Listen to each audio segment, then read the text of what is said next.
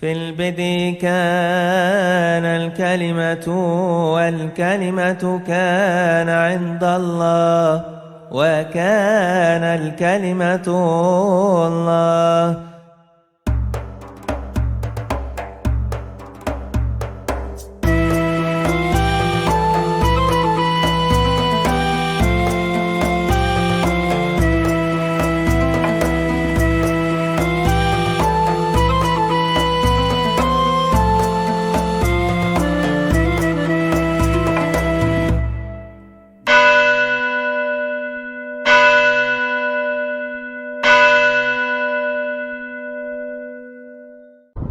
Shalom alaikum Beshem Hamasiyah.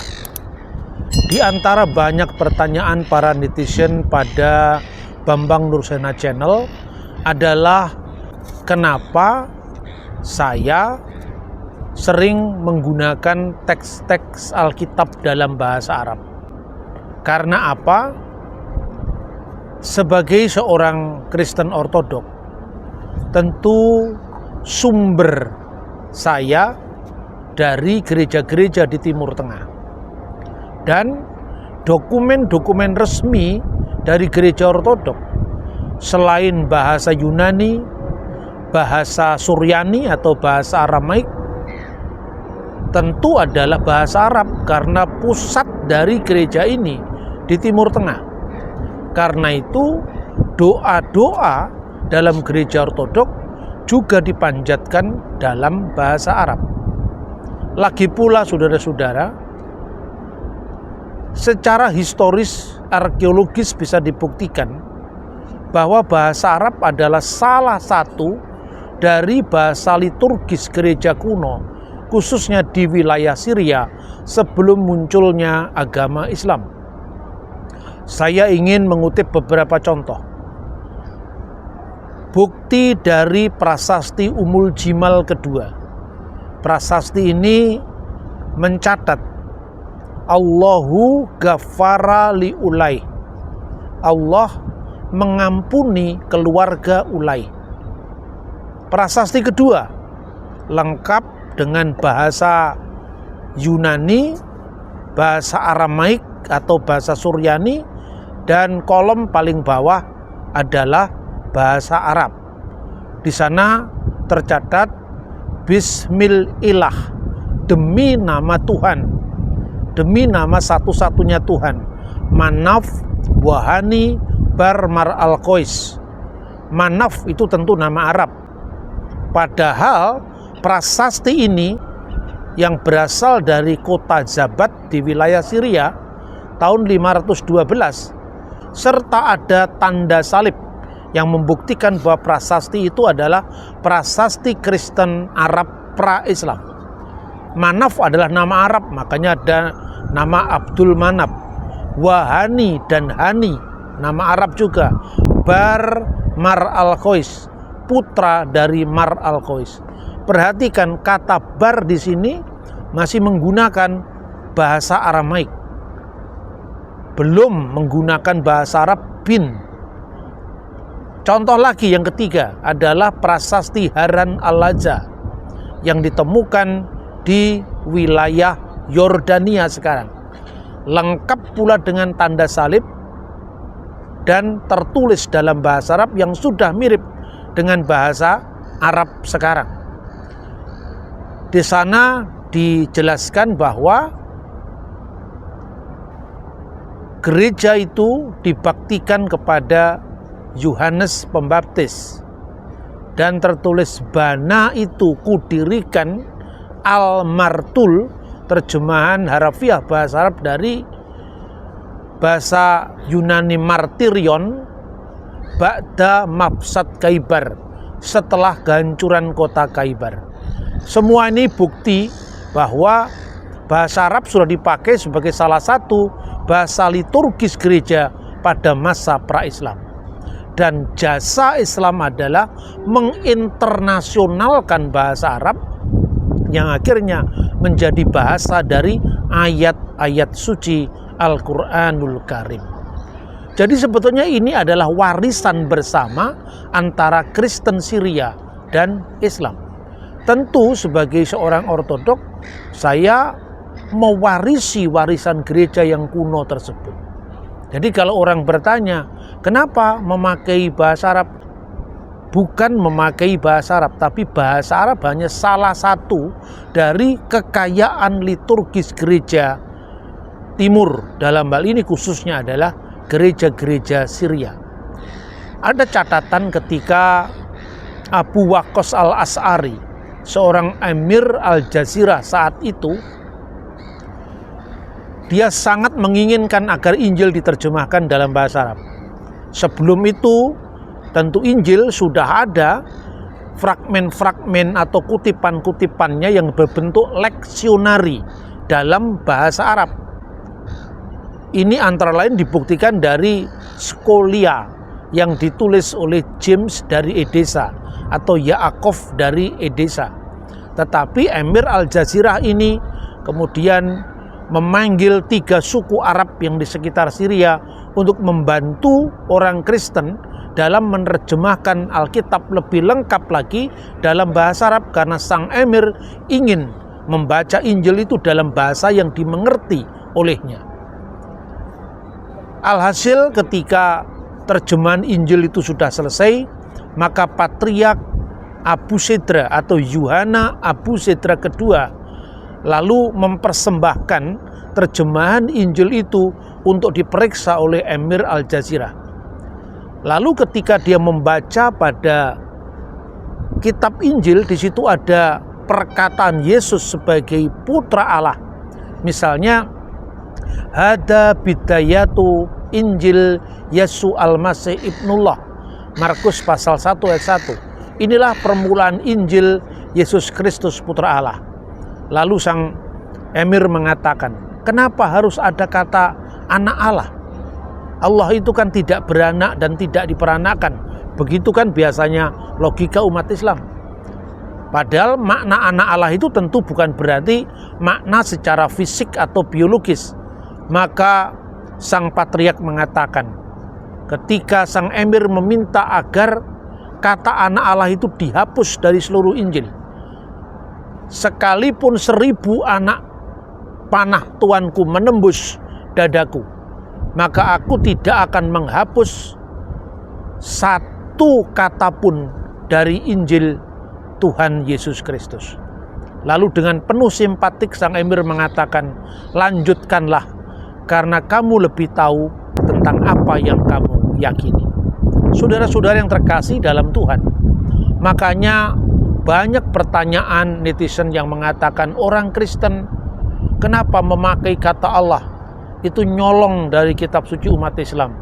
Tentu pertanyaan-pertanyaan awam ini boleh saya abaikan, karena bukti-bukti prasasti, catatan sejarah, memang bahasa Arab menjadi salah satu dari bahasa liturgis umat Kristen, khususnya di wilayah Syria sebelum munculnya agama Islam.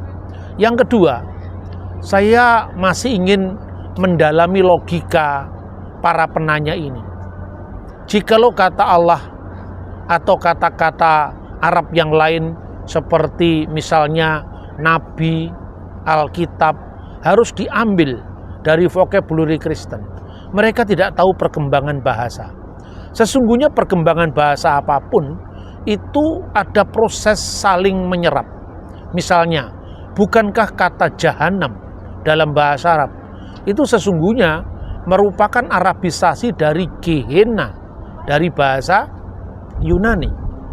Bukankah misalnya kata Injil itu merupakan arabisasi dari Evangel dalam bahasa Suryani dan Evangelion dalam bahasa Yunani? Bukankah misalnya kata Al-Masihud Dajjal dalam bahasa Arab yang tercantum baik dalam kitab hadis maupun di dalam Alkitab bahasa Arab itu adalah arabisasi dari kata Mesiha Dagala dalam bahasa Suryani, Manu Dagala Ela in Eina de Kafar de Yasua lahua Masiha Hanahu Mesiha Dagala. Siapakah Dajjal itu? Bukankah ia telah menyangkal mengkafiri Yesus sebagai Al-Masih. Hanahu Masih Kadagala, dialah Al-Masih Ad-Dajjal. Ini berasal dari teks Pesita bahasa Aramaik yang sudah ada sejak abad kedua Masehi. Nah, saudara-saudara, contoh-contoh ini adalah contoh naturalisasi bahasa yang juga terjadi pada bahasa Indonesia. Jikalau istilah-istilah yang berasal dari bahasa Arab harus dihilangkan dari kitab suci Kristiani, apa jadinya dengan bahasa Indonesia yang diserap dari bahasa Sanskerta, bahasa Pali? Misalnya, ketika kita orang Islam maupun orang Kristen mengucapkan kata manusia, ketika kita menerjemahkan teks Alkitab maupun Al-Quran, misalnya Ben Adam diterjemahkan anak manusia, Bar Enas diterjemahkan anak manusia dalam bahasa Aramaik dan Ibrani, atau dalam bahasa Arab Ya Ayyuhan Nas, bunyi ayat Al-Quran. Dengan apa dia diterjemahkan dalam bahasa Indonesia? Wahai manusia.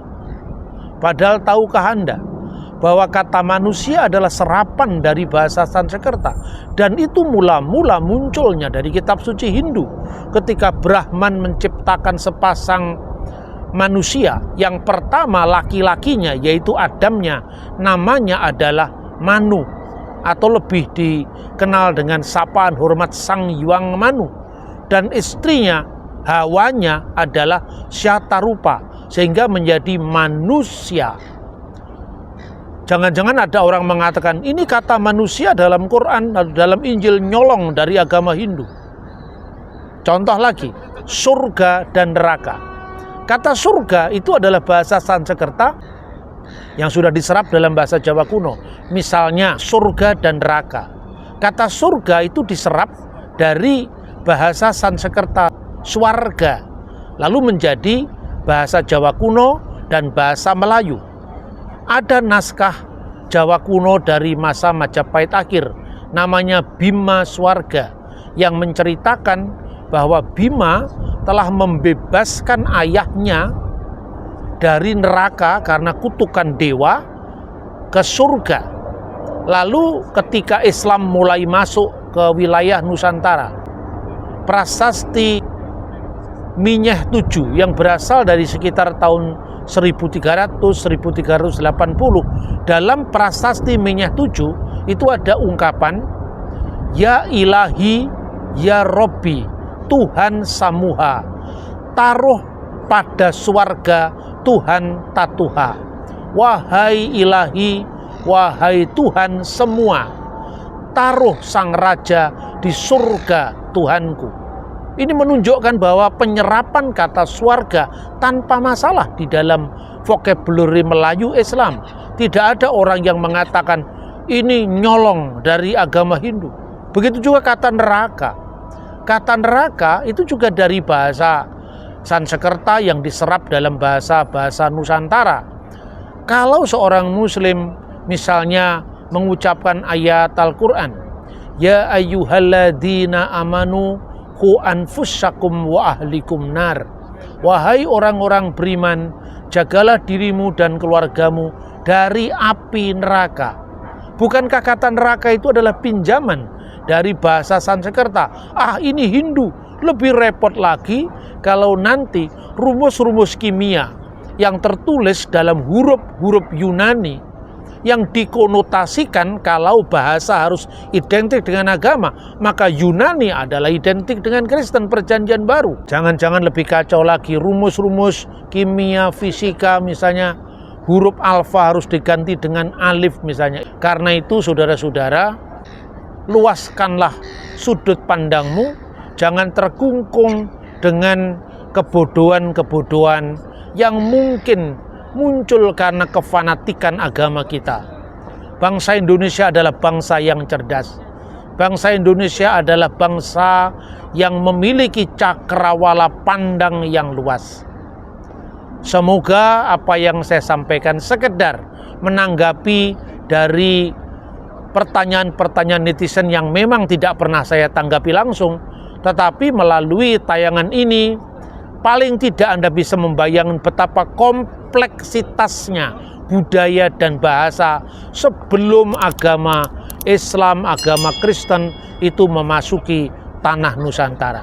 Bukankah kita punya semboyan Bhinneka Tunggal Ika, berbeda-beda tetap satu. Tuhan memberkati kita.